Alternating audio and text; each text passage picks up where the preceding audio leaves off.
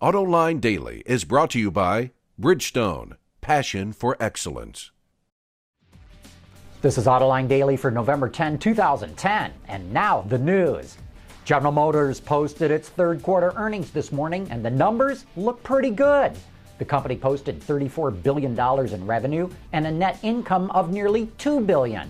GM made money in its core North American operations and in most other markets around the world, except Europe, which posted a loss of $600 million, which is significantly worse than in the preceding quarter. On a global basis, GM sold 2 million vehicles in the last 3 months, which is slightly better than before. But you know, it's impressive to see GM's growing financial strength despite such a slight increase in sales. Well, they could not prove it with science, so now they're just going to sue.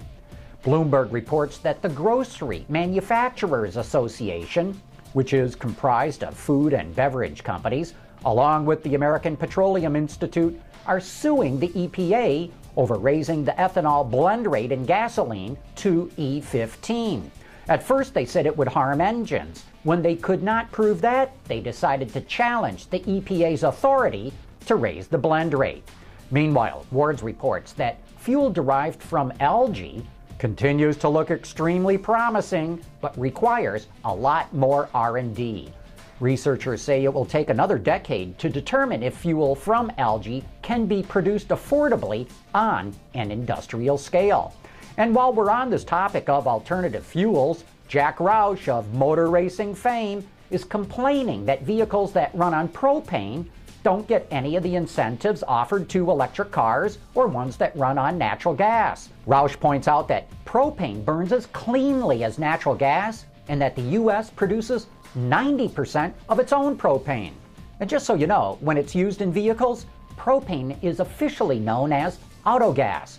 And on a global basis, autogas is the third most common fuel after gasoline and diesel. China's decision to drastically cut back on rare earth metal exports, which are used to make batteries for hybrids and electric vehicles, has caused prices to skyrocket, Bloomberg reports. Over the past 6 months, prices have jumped as much as 7-fold. That has sent countries and companies scrambling to find other sources. Mining is starting to take place in Kazakhstan, Kyrgyzstan, and Greenland because of China's cutback. Global demand for rare earths are expected to hit 225,000 tons in the next 5 years, compared with 125,000 this year. And in related news, commodity prices are on the rise. The Wall Street Journal reports that prices are close to new highs because of high demand for raw materials from emerging markets and from the U.S. Federal Reserve's decision to pump billions into the economy. Experts predict China's demand for oil could push the price to $110 a barrel by 2015. 2 years back, commodity prices surged to unsustainable highs, then came crashing down when the global economy went south. And that's in part what led to the downturn in the auto industry. And speaking of raw materials, Renault set up a team to find ways to reduce costs and make sure the supply of raw materials is not a problem. Wards reports that the team came up with several proposals that could reduce raw material costs for the company by several €100 million by 2015. But Renault predicts that rising raw material prices could add up to $1,000 to the cost of a car within the next 5 years. If a foreign automaker wants to build cars in China, it has to set up a 50-50 joint venture with a Chinese manufacturer. But according to Gasgoo, the government is considering getting rid of that rule. Foreign OEMs are in favor of it because it will open up the market more. Many say it's hard to make quick decisions because of these joint ventures. But the domestic automakers in China don't want the rule to go away because they fear the foreign automakers are going to take control and dominate the Chinese market.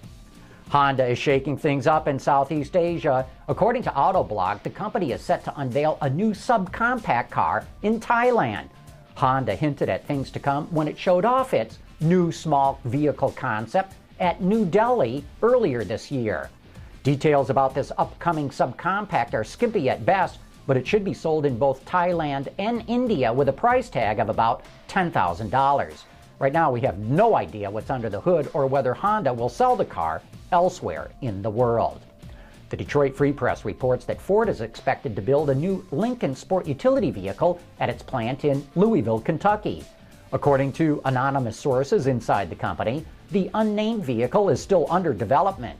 It will be smaller than the Lincoln MKX crossover, and it's targeted at the Lexus RX. A formal announcement on the vehicle is expected early next month. What's interesting here is that Louisville is the plant where UAW workers would not give concessions. As we reported a month or two ago, this caused Ford to pull the plug on building its European Kuga crossover there, which is currently assembled in Saarlouis, Germany. Or so we thought. The new Lincoln SUV could be a version of the Kuga or a gussied-up version of the GrandC-Max, which is also built in Saarlouis, as well as Valencia, Spain. Hey, coming up next, it's time for You Said It. Introducing Bridgestone's third generation of run-flat tires with groundbreaking new Bridgestone technologies. Bridgestone run-flat tires offer improved ride comfort, lower rolling resistance, and improved wear while giving you the peace of mind and comfort you need. And now it's time for some of your comments. A number of you watched Monday's show when Christy Schweinsberg from Ward's filled in for me and delivered an editorial very much in favor of electric cars.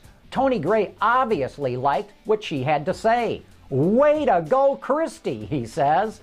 But Ron Paris is clearly on the other side of this argument. Oh God, John's found an EV Evangelista to help us cleanse our icy, polluted souls. Give me a break.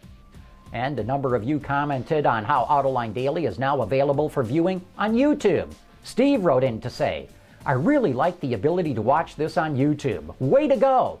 A little higher resolution would make full screen much better though. Steve, we're working on a higher resolution. Just you wait. But Flat Backstrat bemoans the fact we made this move. Why did you guys put this up on YouTube? Now Autoline's going to be full of a bunch of idiots. Well, Flat Backstrat has noticed that people on YouTube can be very nasty in their comments. But you know, we got pretty thick skins here. We know this is a good show, and we're not going to let the idiots get us down. Hey, don't forget to tune in to Autoline After Hours tomorrow night for the best insight and commentary on what's going on with cars and the people who make them. I'll be out of town tomorrow, but don't miss another great show with the auto extremist, Peter DeLorenzo. That's tomorrow night, 7 p.m. Eastern on Autoline After Hours. And that's it for today's report on the latest news in the global automotive industry. Thanks for watching. We'll see you tomorrow.